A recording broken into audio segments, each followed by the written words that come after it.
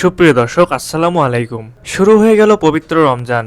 মুমিনদের জীবনে আত্মশুদ্ধির বরকতময় মাস এটি। এ মাসে নাজিল হয়েছে পবিত্র আল কোরআন, যা মানুষের দিশারি এবং স্পষ্ট নিদর্শন ও সত্যের পার্থক্যকারী হিসেবে অবতীর্ণ। আরবি 12 মাসের মধ্যে গুরুত্বপূর্ণ মাসের নাম রমজান। এ মাসে মুমিনের উপর ফরজ করা হয়েছে পূর্ণ এক মাস সিয়াম পালন। সিয়াম পালনকারীকে আমরা রোজাদার বলে অভিহিত করে থাকি। একজন মুসলিমের জন্য অন্যান্য ফরজ ইবাদতের মতো রোজা রেখে মহান প্রভুর সন্তুষ্টি অর্জন করা আবশ্যক। ইসলামের মূল 5টি ভিত্তির অন্যতম এটি।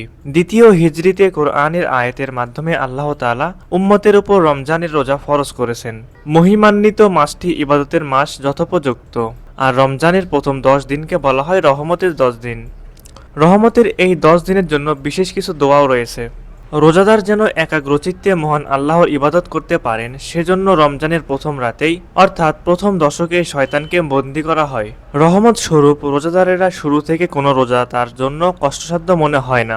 হযরত আবু হুরায়রা রাদিয়াল্লাহু তাআলা আনহু এর বর্ণনায় আছে যে রাসূল সাল্লাল্লাহু আলাইহি ওয়াসাল্লাম বলেছেন, রমজানের প্রথম রাতে শয়তান ও অবাধ্য জিনগুলোকে বন্দী করা হয়। জাহান্নামের দরজাগুলো বন্ধ করা হয়। কোনো দরজা খোলা রাখা হয় না। জান্নাতের দরজাগুলো খুলে দেওয়া হয়। কোনো দরজা বন্ধ রাখা হয় না। তিরমিজি হাদিস 682। জান্নাতের দরজাগুলো খুলে দেওয়ার অর্থ হলো নেক আমল করা সহজ হয়ে যাওয়া, আর জাহান্নামের দরজাগুলো বন্ধ করে দেওয়ার অর্থই হলো বদ আমলের পথ বন্ধ হয়ে যাওয়া। আর শয়তানকে শিকল দিয়ে বেঁধে ফেলার অর্থই হলো রমজানের আগে তারা স্বাধীনভাবে যথেষ্ট বিচরণ করেছে এবং বান্দাকে কুমন্ত্রণা ও প্ররোচনা দিয়ে যে ক্ষতিগ্রস্ত করেছে, রমজানের প্রথম রাতেই তাদের বন্দী করা হয় যেন রোজাদারকে ধোঁকা ও প্রতারণা দিয়ে বিভ্রান্ত করতে না পারে। রহমতের 10 দিনের করণীয়। রমজান মাসের প্রথম 10 দিন রহমতের বা দয়ার, সুতরাং এই 10 দিন করণীয় হলো আল্লাহর দয়া মায়া সংক্রান্ত নামগুলো জেনে মুখস্থ করা, নামের বৈশিষ্ট্য জেনে আত্মস্থ করার চেষ্টা করা। আল্লাহর দয়া, করুণা ও রহমত সুলভ নামগুলো হলো আর রহমানও অসীম দয়ালু, আর রাহিমও পরম করুণাময়, আল ওয়াদুদু প্রেমময়, আর রউফু স্নেহশীল, আল আজিজু মমতাময়, আল কারিমু অনুগ্রহকারী, আসসালামু শান্তিদাতা, আল মুমিনু নিরাপত্তাদাতা, আল মুহাইমিনু রক্ষাকর্তা, আল বাসিতু করুণা ও বিস্তারকারী, আল মুইজ্জু সম্মানদাতা, আল লতিফু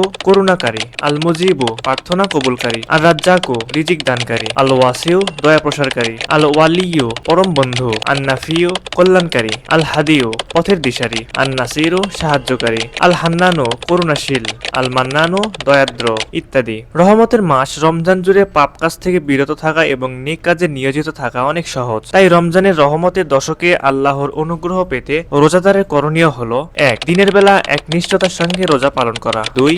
জামাতে নামাজ আদায় করা। 3. রাতের তারাবি ও তাহাজ্জুদের নামাজ পড়া। 4. কোরআন তিলাওয়াত করা। 5. দান সদকা করা। 6. আল্লাহর জিকির করা। তাকওয়া অর্জনে সচেষ্ট হওয়া। রমজানের প্রথম 10 দিনে বা রহমতের 10 দিনে করণীয় হবে ওইসব গুণ অর্জন করা এবং আচরণের ও ব্যবহারের প্রকাশ ঘটানো। রাসূলুল্লাহ সাল্লাল্লাহু আলাইহি ওয়াসাল্লাম বলেছেন, তুমি জগদাসীর প্রতি দয়া করো, তবে আল্লাহর তোমার প্রতি দয়া করবেন।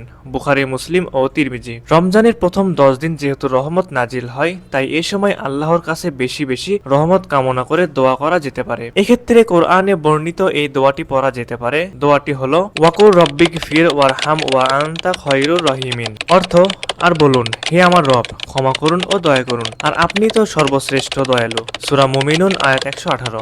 অথবা এই দোয়াটিও পড়া যেতে পারে: রব্বানা আতিনা মিল্লাদুনকা রাহমা ওয়া হাইয়্যা লানা মিন আমরিনা রাশাদা। অর্থ: হে আমাদের প্রতিপালক, আপনি আপনার পক্ষ থেকে আমাদের অনুগ্রহ দান করুন এবং আমাদের জন্য আমাদের কাজকর্ম সঠিকভাবে পরিচালনার ব্যবস্থা করুন। সূরা কাহাফ আয়াত 10।